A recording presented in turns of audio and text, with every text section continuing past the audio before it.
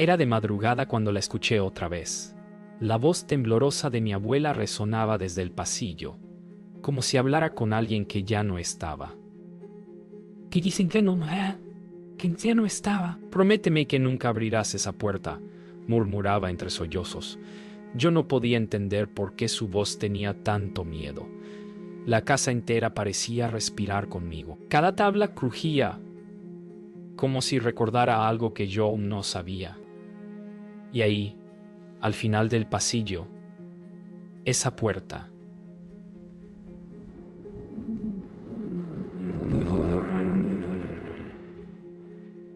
Vieja, hinchada por los años, pero viva. ¿A quién temía mi abuela? ¿Qué podía esconder una puerta cerrada durante tanto tiempo? A veces, el silencio es más aterrador que los gritos. Esa noche comprendí que en esta casa no había espacio para el olvido, solo para los secretos que esperan ser oídos. La mañana siguiente fue demasiado silenciosa. El canto de los pájaros sonaba falso, como si el mundo fingiera normalidad. Mi abuela dormía, pero su respiración era corta, frágil. Yo preparé el desayuno sin hambre, con la sensación de que alguien más estaba despierto en esa casa. Cada sombra parecía observarme. Cada rincón respiraba culpa. Cuando mi madre llegó, noté en su rostro la misma sombra que había visto en los ojos de mi abuela. Evitó mirarme. Evitó mirar el pasillo. En esta casa, el silencio era un idioma que todas hablábamos desde niñas. Pero ese día, ese idioma comenzó a doler. Esa tarde decidí explorar el ala norte, esa parte de la casa donde nadie entraba desde hacía décadas.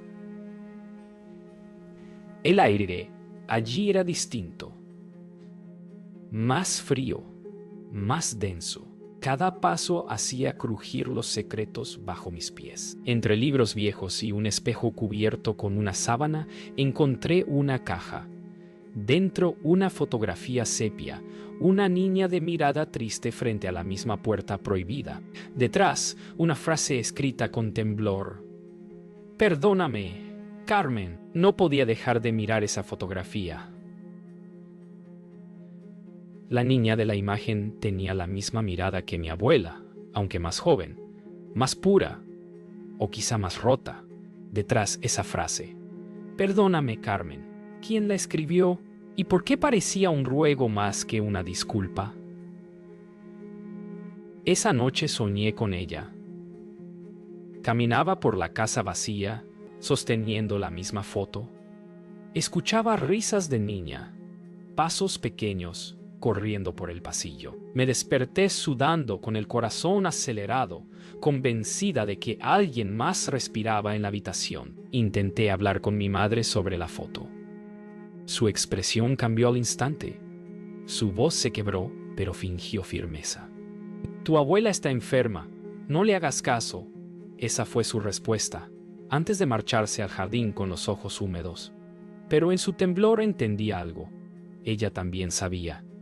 Ese miedo no se aprende, se hereda. Esa noche, los susurros comenzaron.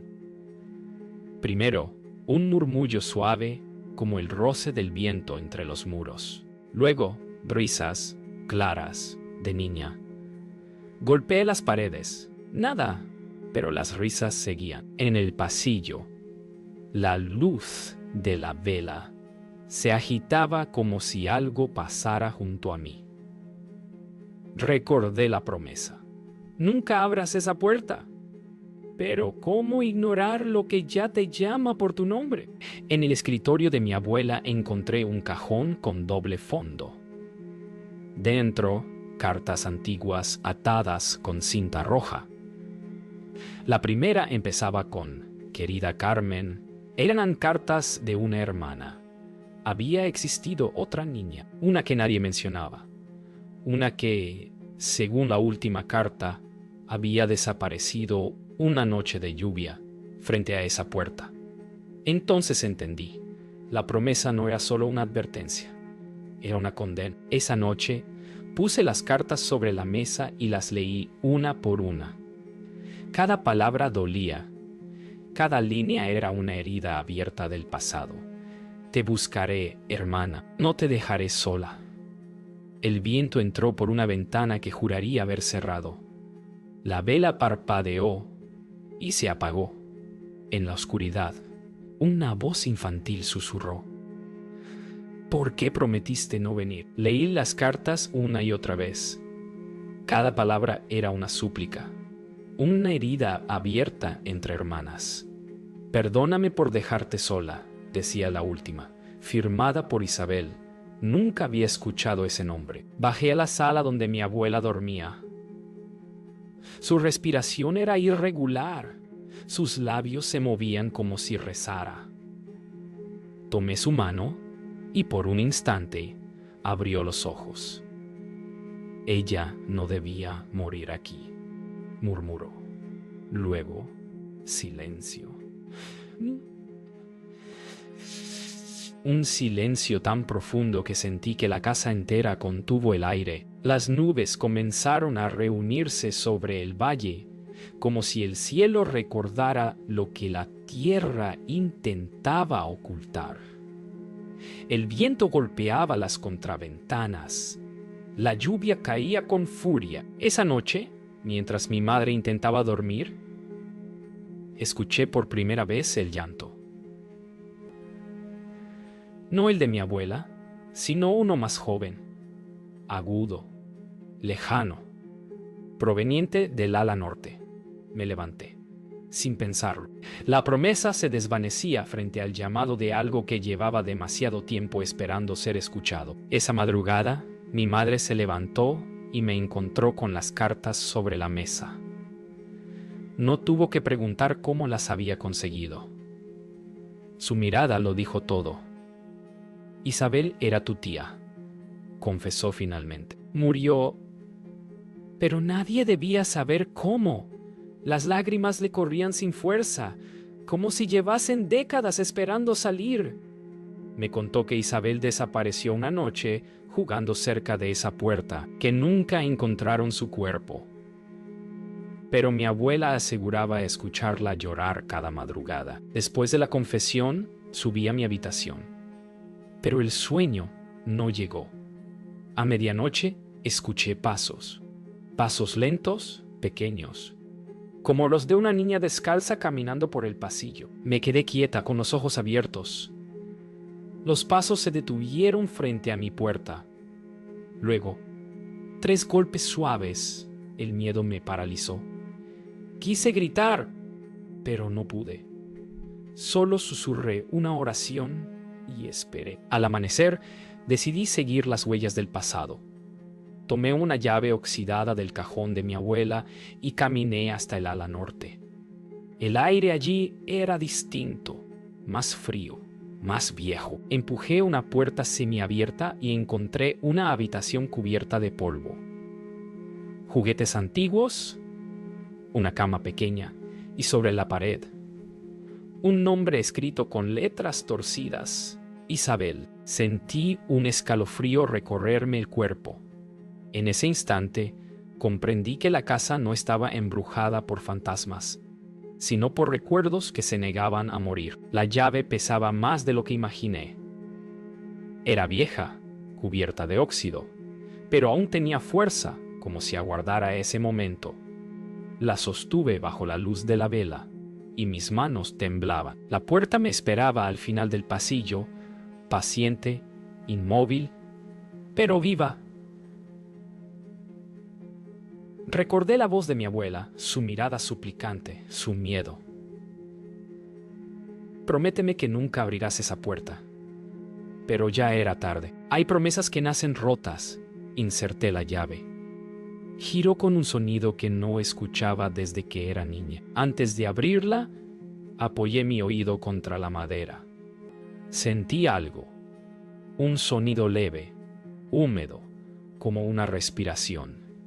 No mía, no humana. La vela chispeó y casi se apagó. Detrás de la puerta, algo se movió. Retrocedí, pero mis pies parecían clavados al suelo. No sé si fue la curiosidad o la desesperación, pero giré el picaporte. La puerta se abrió con un gemido lento, prolongado, como si despertara de un sueño demasiado largo. El aire dentro era helado. El tiempo se había detenido.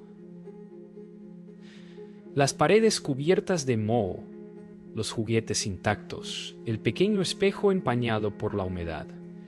Di un paso, luego otro. El piso crujía como si protestara. En la esquina, un vestido infantil colgado aún en su gancho.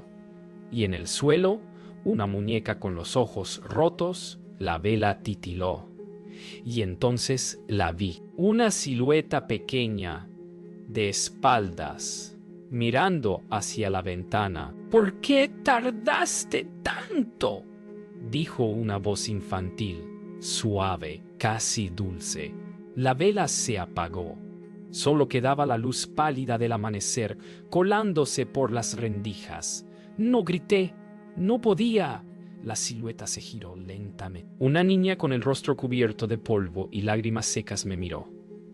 No era un fantasma. Era un recuerdo, un eco de algo que no debía existir. «Prometiste no abrir la puerta», dijo, y su voz no era de reproche, sino de tristeza. El suelo tembló. Las paredes comenzaron a crujir, como si la casa misma llorara. La niña extendió su mano. «Ayúdame», dijo, y detrás de ella, la sombra de mi abuela apareció reflejada en el espejo, llorando en silencio. Todo comenzó a desmoronarse. Los retratos se cayeron. Las luces parpadearon. El aire se llenó de polvo y memoria. Cerré los ojos. Por un instante entendí todo. La promesa, la culpa, la maldición. Y supe que ya no había vuelta atrás. Y no había vuelta atrás. El espejo del fondo comenzó a vibrar. En su superficie, no veía mi reflejo, sino escenas que no eran mías. Una niña corriendo por el pasillo. ¡Riendo! Isabel. Detrás de ella, mi abuela joven, gritando su nombre. Un golpe seco. Un grito ahogado. Entonces la comprendí. No fue un accidente. La puerta no encerraba un fantasma, sino un recuerdo que Carmen nunca pudo enterrar. Su promesa no fue para protegerme, fue para protegerse a sí misma. De pronto la figura de mi abuela apareció frente a mí. No era carne, sino luz. Su rostro estaba empapado en lágrimas. «Yo solo quería que nadie más sufriera», dijo. Sus palabras eran una plegaria. Me contó lo que pasó, una discusión, un empujón, un accidente. Isabel cayó, golpeó su cabeza y nunca volvió a despertar. Carmen la escondió en esa habitación, incapaz de confesarlo. Toda una vida de silencio, una casa construida sobre culpa. Mi madre irrumpió en la habitación al escuchar mis gritos. Cuando vio lo que yo veía, su rostro palideció. Se llevó la mano a la boca, como si toda su vida se derrumbara en un solo segundo. Ella también lo sabía. En lo más profundo, había crecido escuchando los murmullos detrás de esa puerta, pero eligió callar. Nos miramos sin decir nada. Entre nosotras, la imagen de Isabel sonreía, y por primera vez parecía en paz. Tonto beiseñao uoria. Isabel wede on sudane, en etrinio tresos del mes.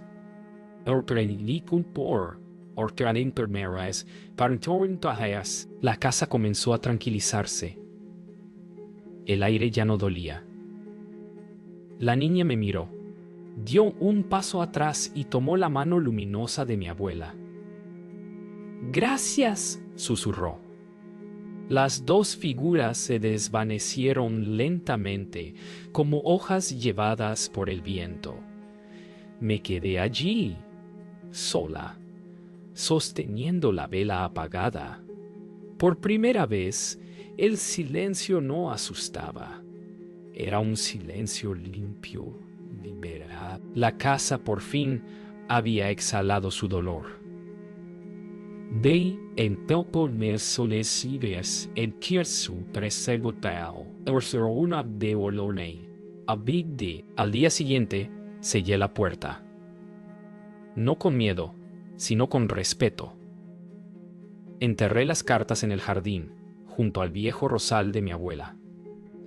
La tierra estaba húmeda, viva. Sentí que, por fin, todo había vuelto a su lugar. Antes de irme, miré por última vez hacia el pasillo. La puerta permanecía cerrada, tranquila, y una voz muy suave, casi un suspiro, me dijo: «Gracias por cumplir la promesa, al fin». El amanecer trajo un silencio distinto, uno que no pesaba.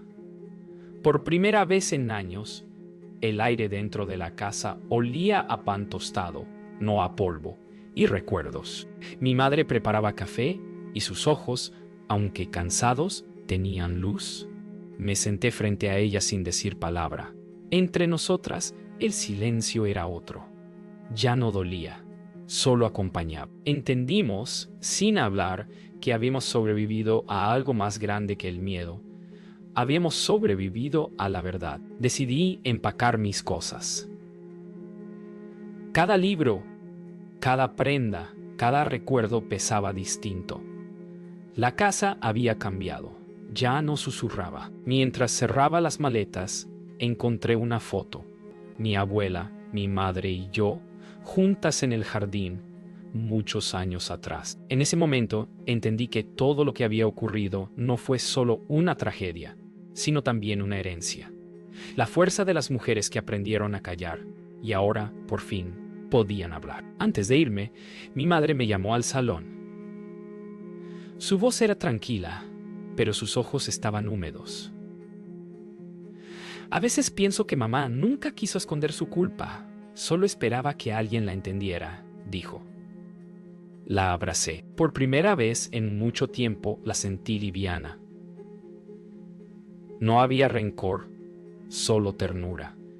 Quizá perdonar no sea olvidar, sino aceptar que el dolor también es parte de quienes somos.